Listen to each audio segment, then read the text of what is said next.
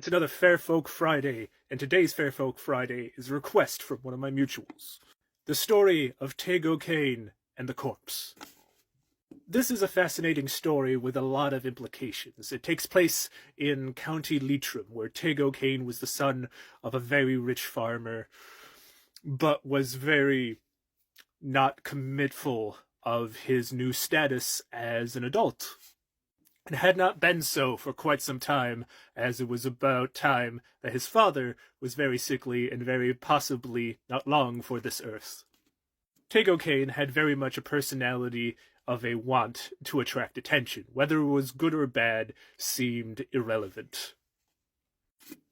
And his father seemed to put up with it until such a time that he apparently ruined the reputation of a local woman named Mary.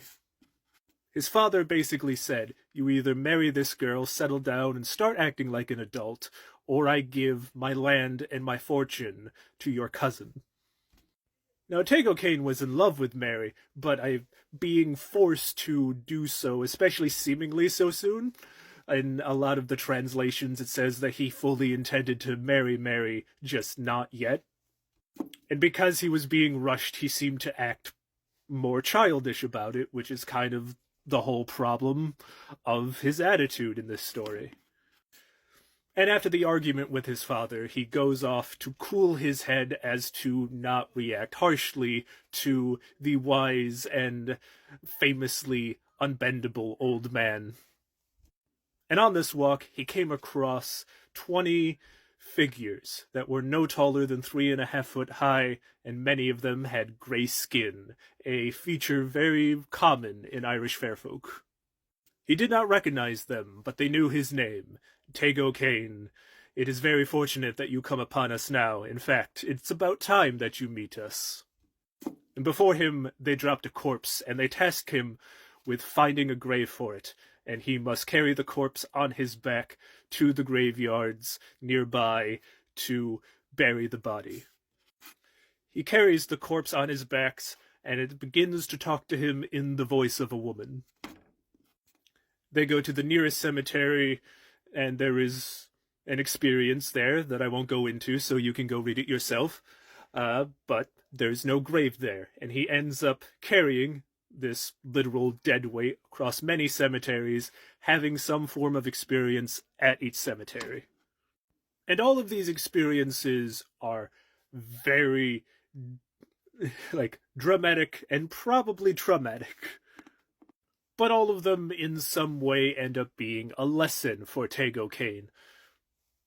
There's a lot of really interesting implications in this story. Not only that the fair folk will take individual interest in a person, but will go out of their way to set a message straight, even to something that probably doesn't remotely, at least directly, involve them. While also kind of confirming the fact of the idea that both the realms of the dead and the various she-realms, as they would be in Irish, are somewhat interconnected to the point of these experiences happen because of the corpse of this fair folk, who is still cognizant in some way and representative of this journey while making sure the message gets across. Leaving many to believe, though it is not literally implied in the story, that the fair folk in the beginning were ancestors of Tego Kane. One of my favorite stories that I definitely recommend that you find. And a rather chilling rendition can be watched here. Thank you for watching, and may you be guided when you need it most. It's another Fair Folk Friday. Water horses, such as the Scottish Kelpie, are often seen in incredibly negative lights. But the Welsh variation, while still somewhat dangerous, is not purposely antagonizing. Called the Cilef Dŵr, particularly in South Wales, are seen as much more both attractive and far less aggressive creatures, primarily being around freshwater lakes, mountain pools, and waterfalls. And in both North and South Wales are said to have wings. However, these creatures are still incredibly territorial, especially of their young. For if you wander a little too close to their young, it is not uncommon for the parents and perhaps a few others to trample over travelers. And in North Wales, they're possibly a little more conniving than as they're told in South Wales. It being said that the creatures will lure and entice people to ride them, however, will end up making sure that the riders fall off. It is believed that there is a type of natural glamour around these creatures that make them very enticing for people, making them want to go closer to them, which either activates the territorial instinct or simply leads them off the path they were on, leading many travelers to get lost or other nefarious happenings. So while still an incredibly dangerous member of the fair folk in the Twillith Teg, seem much more like animals, with their whims of what happens to the humans who encounter them perhaps being purely animal instinct. When startled, these creatures have the ability to turn into mist, which in some cases seem to have tried to make them a prime target for hunters, particularly from very boastful hunters who simply want proof that they either captured it or some form of trophy from it. Thank you for watching. Mythical Beast and Where to Find Them. It's another Fair Folk Friday. Today we're looking at a French fair folk called the Peluda. This creature seems to mostly be associated with the Huina River and all of the towns and everything across that river and where it leads. However, it does seem to be particularly of interest in the area of Ferte-Bernard. Some folklorists attribute this creature to being a type of local dragon, though that's heavily debated because, as its name implies, its name roughly translating to the Shaggy One, it doesn't necessarily have scales or many things that would attribute it to, if you're using like zoology or rather cryptozoology to classify it. It had long green fur. And in that fur, it had these quills. And these quills were poisonous. Its main association with dragons seems to be that it has similar appearances in certain aspects to serpentine aspects, such as having the head of a snake and tortoise-like feet. And depending on the folklorist, it also had a light bludgeoning weapon on the end of its tail that was most often used as a weapon, but mostly in self-defense. The Peluda is not known to actively go against humans unless it's frightened. However, this creature was associated with quite a bit of devastation. While it could not breathe fire, it still had extremely hot breath that could still scorch human skin as well as burn plant life. This included crops. And despite being attributed to being only about the size of an ox, which while, large, it was blamed for flooding, which seems odd for something of that size being able to flood a river. Certain stories also give it the ability to spit acid at, people hunting the Peluda. There is also at least one account that it can use its quills as a projectile. Now, it's highly believed that there was only ever one of these creatures, as it was incredibly solitary, only one has ever been seen at a time, and it's been recorded to having been killed and hasn't been seen since. The Peluda was acting aggressively towards a maiden that frightened it, and the maiden's fiancé was able to strike a weak spot in the Peluda's tail, apparently killing the creature. As it was originally recorded by a Spaniard, the Peluda is actually a Spanish name, and in France they call it, excuse my pronunciation, La Velou. Thank you for watching. Who burnt down the witch's home? That is something that we answer today on Fair Folk Friday. Now, your immediate thought might be witch hunters, which indeed existed in history. However, when it comes to folklore, it was very possible that the witch's house was burnt down by their own familiars.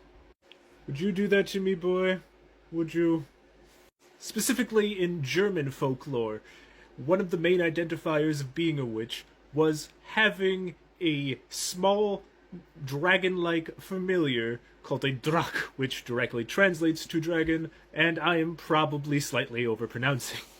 It is a factor of what today we call dragon magic, and is likely one of the main inspirations of a lot of such works. Now, the Drache spirit is actually incredibly helpful, it having its own magical knowledge that it would bestow upon the witch. However, it would raise suspicion because, much like dragons in their full form in mythology, Dracs specifically would steal from their neighbors anything shiny, anything valuable, and oftentimes food would be missing. However, it would be a loyal protector of the witch unless the witch itself let it go hungry, often being the perpetrator of... Do you just want to be on camera? So apparently, there is a lot of discussion going on about being descended from the Fae, especially after, I think her name is C.J. Piper, if I remember correctly, is writing a new book. I have no negative opinions about other folklorists. But, yeah, from a folklore standpoint, it's entirely possible. The Gwagad Anún in Welsh lore is basically said to be the reason why there are a lot of witch families in Wales, because of interbreeding with humans. I've also talked about the Urisk before, which indeed also the result of human and fair folk breeding. So it's a thing that certainly happens. There are also many Irish families that in some way descend from a she. Like, within Irish folklore specifically, this is not like a fantastic concept. It's more or less believed, admittingly depending on who you talk to, but it's a very popular notion that everyone in Ireland is descended from the Tuatha De Danann, and the she are like the extra of that tribe. That's an oversimplification, but will work well enough to continue this discussion. Now, what does being descended from Fae possibly give you? For the most part, it's more magical intuition, where you might start earlier, or it might come natural to you, and maybe some extra feats, maybe you're particularly strong or something. But other than that, not really, unless you actually spend a significant amount of time in a she realm or similar aspect. Like, you're still human unless you spend time in these various realms. I've also talked about, like, the moss people before, who kind of live in forest and are in kind of a state of in-betweenness, but that's also, like, their role. Like, they're fairly unique when it comes to that aspect of themselves. And it's also important to note, because the community, I guess, that I mean physically. Like, you are physically in the realm. I'm not talking any kind of, like, astral or any other kind of projection. So from a Celtic standpoint, it's a neat thing in your bloodline. And that's about it. Though admittingly, this might depend on how broadly we're using the term Fae in this, because, say, the Jinn. Being half Jinn is not necessarily a pleasant experience. But that's for other people whose, folklore knowledge is more focused on that to talk about. As I said, from a Celtic standpoint, it's just kind of a neat thing in your history, and it's not like the fair folk are going to treat you like, oh, you have our blood, you're one of us. They're going to treat you like every other human, and probably have just as much fun with you. But of course, as a folklorist, I do love it when people have stories such as this, especially if they're really detailed, and, there's a whole story about how their ancestors met and all that. Somewhat concerning in cases like the Selkie for obvious reasons, but it's still a good story.